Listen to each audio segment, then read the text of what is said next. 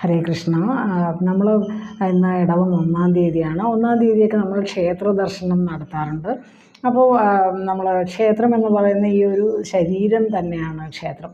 അപ്പോൾ ചുറ്റുമതിൽ എന്ന് പറയുന്നത് നമ്മൾ ഈ കാണുന്ന ശരീരത്തെ സൂചിപ്പിക്കുന്നു, അന്നമയ കോശത്തെ സൂചിപ്പിക്കുന്നു.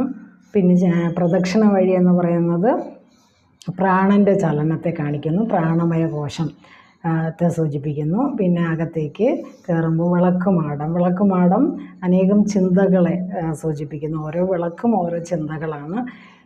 അത് നമ്മുടെ മനോമയ കോശത്തെ സൂചിപ്പിക്കുന്നു. പിന്നെ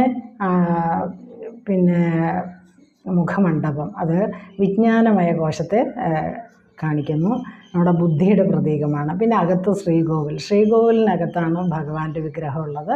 അപ്പോൾ അവിടെ ഭഗവാൻ എന്ന അനന്തബോധശക്തിയെ നമുക്ക് കാണിച്ചു തരുന്നു.